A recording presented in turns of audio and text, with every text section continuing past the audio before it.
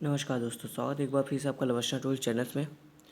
देखते हैं आज हमारे पास ऐसे कौन से 7 MCQ हैं जो हमारे प्रीलिम्स को इन्हेंस करेंगे। क्वेश्चन नंबर 1 की तरफ चलते हैं। पहला प्रश्न है आपसे, पोलर सैटेलाइट लॉन्च व्हीकल के संबंध में निम्न कथनों पर विचार करें। स्टेटमेंट 1 है, यह 3 स्टेज लॉन्च व्हीकल है। सेकेंड, चंद्रयान 2 PSLV द्वारा लॉन्च किया गया था। थर्ड, हाल ही में इसने 100वां PSLV उड़ान या 100th फ्लाइट को पूरा किया है। उपयुक्त कथन के आधार पर सही विकल्प का चयन करना है आपको। ठीक है, ऑप्शन ए है केवल 1, बी है केवल 2 और 3, सी है केवल 1 और 2, डी है कोई नहीं। तो वीडियो को पॉज कीजिए, ध्यान से सोचिए दोस्तों, क्या इसका सही आंसर होगा। तो इसका जो सही आंसर है वो आपका होगा डी, कोई नहीं। तीन के तीनों स्टेटमेंट गलत है, कैसे आइए समझते हैं। ये जो PSLV बोला कि यह 3 स्टेज लॉन्च व्हीकल, ये गलत है, ये 4 स्टेज लॉन्च व्हीकल है। कौन कौन से 4 स्टेज के? Solid, liquid, solid, liquid. मतलब कि पहला स्टेज जो होता है वो सॉलिड फ्यूल होता है, सेकेंड आपका लिक्विड होता है, थर्ड आपका सॉलिड होता है, फोर्थ भी आपका लिक्विड होता है। तो यह 3 स्टेज नहीं 4 स्टेज लॉन्च व्हीकल है। इस वजह से जो है कि हमारा पहला स्टेटमेंट गलत हो जाता है। तो पहला देखो ऑप्शन में जहाँ जाए उसको काट दो, एलिमिनेट करना हम सीखते हैं थोड़ा सा ऑप्शन को। तो ए वाला ऑप्शन कट जाएगा आपका, सी वाला ऑप्शन कट जाएगा, बचा है आपका बी और डी। ठीक है, ए कट गया, सी कट गया, बी और डी बचा। इसमें देखते हैं सेकेंड स्टेटमेंट पर आते हैं। चंद्रयान 2 PSLV द्वारा लॉन्च किया गया था। देखो चंद्रयान 2 जो है कि PSLV द्वारा लॉन्च नहीं किया गया था। इसको जो कि हाल में जो चंद्रयान 2 हमारा लॉन्च हुआ था वो GSLV द्वारा लॉन्च किया गया था। जो चंद्रयान 1 था उसको हमने जो है कि PSLV द्वारा लॉन्च किया था। तो इस वजह से सेकेंड स्टेटमेंट भी गलत हो जाता है हमारा। अब देखो जहाँ पहले तो हमने ए काटा था, सी काटा था, 2 यहाँ पर है, ये गलत होता है, ये भी गलत है। तो हमारा तीसरे स्टेटमेंट हमको देखने की जरूरत नहीं है, अपने आप पता चलेगा कि डी हमारा सही है, क्योंकि ये भी गलत होगा, ऑप्शन में है नहीं कहीं। तो फिर भी देख लेते हैं। ये जो बोल रहा है हाल ही में इसने 100वां PSLV उड़ान को पूरा किया, ये गलत है। क्यों? क्योंकि इसने हाल ही में 50वां 50th PSLV C48 लॉन्च किया गया था, जो कि 50वां इसकी फ़्लाइट थी। ठीक है, तो ऑप्शन एलिमिनेट करना भी हम अब धीरे धीरे थोड़ा थोड़ा सीखेंगे। तो इसका कौन सा आंसर होगा? Option D. चलो क्वेश्चन नंबर 2 की तरफ चलते हैं। क्वेश्चन नंबर 2 आपसे कर रहा है, राज्यपाल के संवैधानिक पद के संदर्भ में निम्न में से कौन से कथन सही है। ये स्टैटिक पोर्शन का क्वेश्चन है आपका, पॉलिटी का, लक्ष्मीकांत का। तो राज्यपाल के संवैधानिक पद से आपसे पूछा है। ऑप्शन ए है, एक व्यक्ति को अधिकतम 2 राज्यों का राज्यपाल नियुक्त किया जा सकता है। संविधान किसी राज्य विशेष में उसके स्थायी निवासी को उसी राज्य का राज्यपाल नियुक्त होने से निषेध करता है। सी कहता है आपसे, संविधान में राज्यपाल को हटाए जाने के संबंध में किसी प्रकार का उपबंध नहीं किया गया है। डी कहता है आपसे, राज्यपाल मंत्रिपरिषद की बैठकों को अध्यक्षता करता है। 4 स्टेटमेंट है, ध्यान सोचिए। इसका जो सही आंसर होगा दोस्तों वो होगा आपका सी। संविधान में कहीं भी राज्यपाल को हटाने के लिए कोई उपबंध नहीं किया गया है, ऐसा कोई प्रावधान नहीं दिया गया संविधान में जिससे हम कि राज्यपाल को हटा सकें। और बाकी आपका ए बी डी तो गलत है। देखो कैसे, एक व्यक्ति जो कि अधिकतम 2 राज्य नहीं, 2 से अधिक, 3 4 चाहे जितने राज्य का, मतलब लिखा है साफ साफ कि 2 या 2 से अधिक। लेकिन जो हमारा ओरिजिनल संविधान था उसमें लिखा था एक व्यक्ति एक राज्य का। ठीक है, जिसको बाद में संशोधन किया गया, जिससे ये हुआ कि एक व्यक्ति 2 या 2 से अधिक राज्यों का भी राज्यपाल नियुक्त किया जा सकता है। इसलिए ए वाला हमारा ऑप्शन गलत है। संविधान किसी विशेष राज्य विशेष में उसके स्थायी निवासी को राज्य का राज्यपाल नहीं, ऐसा कुछ नहीं। ऐसे बस परंपरा है कि आप जिस राज्य के निवासी है वहाँ पे आपको जो है कि राज्यपाल की नियुक्ति नहीं होगी, पर ऐसा कोई संविधान में वर्णन नहीं है। ठीक है, और ये जो मंत्रिपरिषद की बैठक की अध्यक्षता तो CM करते हैं, राज्यपाल तो नहीं करते हैं। तो हमारा सही ऑप्शन कौन सा है? सी। चलो क्वेश्चन नंबर 3 की तरफ आते हैं। निम्न में से दे रहा है, निम्न में से कौन सी विशेषताएं अशोक स्तंभ से संबंधित है।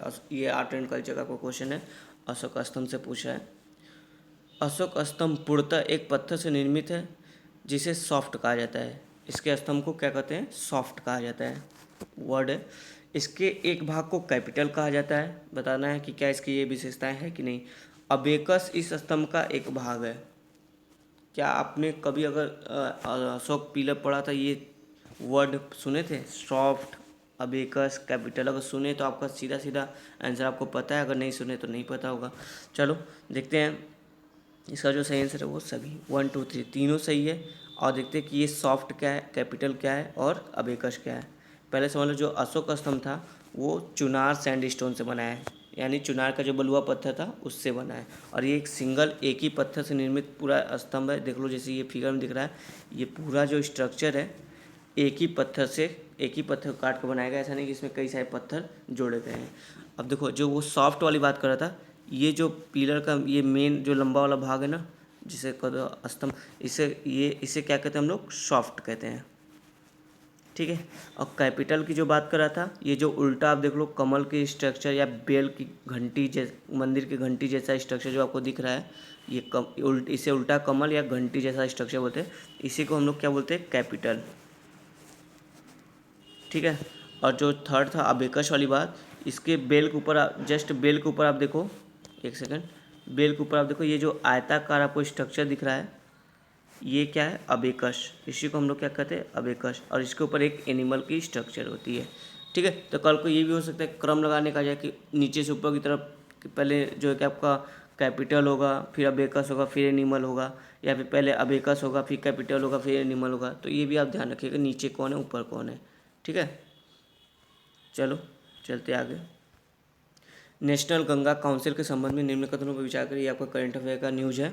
हाल ही में जो इसका एक काउंसिल की पहली मीटिंग 2019 में कानपुर में आयोजित की गई थी। ठीक है। तो इस संबंध में आपसे जो है कि 3 स्टेटमेंट दिए गए, पूछा है कि इनमें से कौन से सही है। स्टेटमेंट 1 सही आपसे पूछा। स्टेटमेंट 1 है, यह परिषद गंगा नदी व इसके नदी बेसिन क्षेत्र के विकास कार्यान्वयन के प्रति उत्तरदायी है, जिससे गंगा नदी से प्रदूषण का शुद्धिकरण सुनिश्चित हो।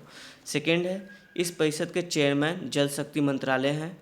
थर्ड है, यह परिषद वर्ष में कम से कम एक बार मीटिंग करेगी या इससे ज़्यादा जैसी ज़रूरत है। ऐसा मतलब इसके लिए प्रावधान किया गया है कि कम से कम इसको वर्ष में एक मीटिंग तो करना ही है। तो आइए ऑप्शन की तरफ देखते हैं। सही आपको ऑप्शन बताना है। ऑप्शन ए है केवल 1 और 3, बी है केवल 2, सी है 1 और 2, डी है कोई नहीं। तो ध्यान से पढ़ देखिए, वीडियो को पॉज कीजिए। तो इसका जो सही आंसर है वो आपका ऑप्शन ए, केवल 1 और 3। 2 वाला गलत है। इसके जो चेयरमैन है वो जल शक्ति मंत्रालय नहीं, हमारे पीएम है। ये ध्यान रखिएगा, जहाँ पे पीएम चेयरमैन हो जाते हैं वो चीज़ें काफ़ी इंपॉर्टेंट हो जाती है। वैसे खासकर ये तो गंगा के संबंध में यूपीएससी का फेवरेट टॉपिक है। और ऊपर से इसका हाल ही में पहला मीटिंग आयोजन किया गया था कानपुर में। ये भी याद रखिए कानपुर में आयोजन हुआ है। ठीक है। तो इसका जो सही स्टेटमेंट क्या है आपका ऑप्शन ए, 1 और 3। ये एक वर्ष में एक से ज़्यादा भी मीटिंग कर सकते हैं, लेकिन मिनिमम एक इसको करना कंपलसरी है। क्वेश्चन नंबर 5 आते हैं।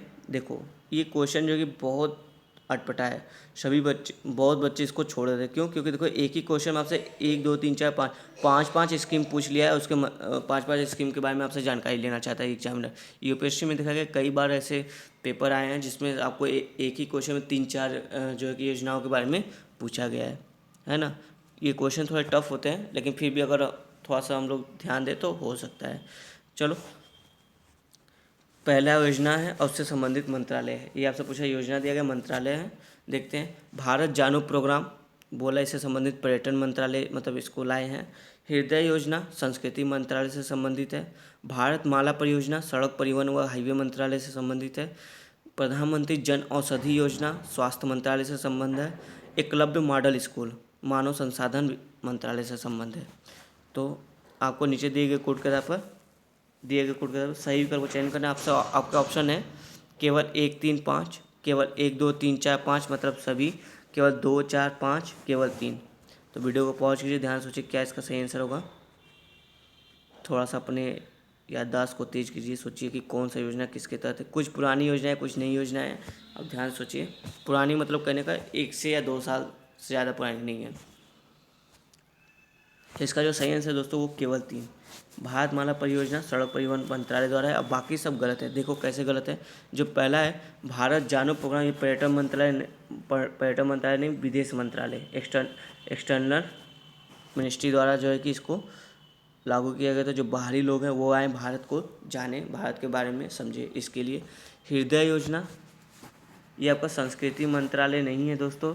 ये जो है कि हृदय योजना आपका जो है कि शहरी मामलों के मंत्रालय यानी ministry of housing and urban urban ministry के द्वारा इसको चलाया गया था। हृदय योजना, भारतमाला योजना, ये तो सही है, सड़क परिवहन मंत्रालय।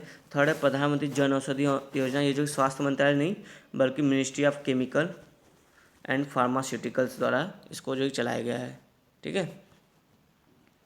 और एकलव्य मॉडल इसको मानव संसाधन मंत्रालय या HRD मिनिस्ट्री द्वारा नहीं चलाया गया है, इसको जो कि जनजाति मंत्रालय मिनिस्ट्री द्वारा चलाया गया है एकलव्य मॉडल। तो इसे आधार पर आप देखोगे तो कौन सा सही है, केवल 3। ठीक है, थोड़े टफ क्वेश्चन ऐसे होते हैं, लेकिन अगर हमें थोड़ा सा रिकॉल करने की कोशिश करें तो ये हो सकते हैं। क्वेश्चन नंबर 6 की तरफ आता है, हिस्ट्री का क्वेश्चन है। 1850 के लेक्स लॉकी कानून के संदर्भ में निम्नलिखित कथनों में से कौन से कथन सही है? इसके तहत 14 वर्ष से कम उम्र के बाल विवाह को प्रतिबंधित किया गया। ऑप्शन बी है, इसके तहत संपूर्ण ब्रिटिश भारत में सती प्रथा निषेध को लागू किया गया। सी है, इसने शायद नहीं है यहाँ पे, ईसाई, ये मिस प्रिंट हो गया, थोड़ा सा इसको ध्यान दीजिएगा। इसने ईसाई धर्म में धर्मांतरित हिंदुओं को पैतृक संपत्ति में अधिकार प्रदान किया। डी है, विधवा पुनर्विवाह को कानूनी मान्यता प्रदान की। तो वीडियो को पॉज कीजिए, ध्यान से सोचिए क्या होगा इसका सही आंसर। 1850 के लेक्स लॉकी कानून के संदर्भ में पूछा आपसे, तो इसका जो सही आंसर है सी। यही जो मिस प्रिंट हो गया था वही सही है। इसने जो देखो, जो ईसाई धर्म में जो हिंदू धर्म के लोग थे, वो ईसाई धर्म में अगर अपने आप को परिवर्तित कर लेते थे तो ऐसा माना जाता था हिंदू धर्म में कि अगर आप किसी और धर्म को ज्वाइन करते हो तो जो आपकी पैतृक संपत्ति है आप उससे वंचित हो जाओगे। तो इस कानून के तहत, लेक्स लॉकी कानून के तहत ये प्रावधान किया गया कि अगर आप जो कि ईसाई धर्म के अंदर आते हो हिंदू धर्म से, तो आपकी संपत्ति का अधिकार जो है वो बना रहेगा, उससे आप वंचित नहीं होगे। ठीक है, तो ये है क्वेश्चन नंबर 6 का आंसर सी। चलो क्वेश्चन नंबर 7 अपने लास्ट क्वेश्चन की तरफ आते हैं। ये भी देखो करंट का न्यूज है। प्रधानमंत्री कृषि सम्मान निधि योजना स्कीम है, PM किसान, या शॉर्ट में आपको PM किसान भी सिर्फ दे सकता है, से संबंधित निम्नलिखित कथनों पर विचार करें। पहला स्टेटमेंट, इसका औपचारिक उद्घाटन गोरखपुर में किया गया। सेकेंड, योजना के तहत 5 हेक्टेयर तक की संयुक्त जोत वाले छोटे एवं सीमांत किसानों को प्रति वर्ष 6,000 रुपये दिए जाएंगे। थर्ड, यह भारत सरकार से 100% वित्त पोषित केंद्रीय क्षेत्र तथा सेंटर सेक्टर योजना है, यानी सेंटर सेक्टर स्कीम है। 3 स्टेटमेंट दिए गए, आपको सही विकल्प का चयन करना है।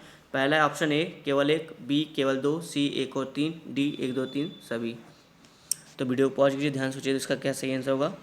तो इसका जो सही आंसर है दोस्तों वो है सी, 1 और 3 सही है, सेकेंड वाला गलत है। इसका उद्घाटन गोरखपुर में हुआ था, सही बात है, और ये 100% जो कि केंद्र द्वारा वित्त पोषित योजना यानी सेंटर सेक्टर स्कीम है। अब देखो ये जो बोल रहा है बी वाला कहाँ गलत है।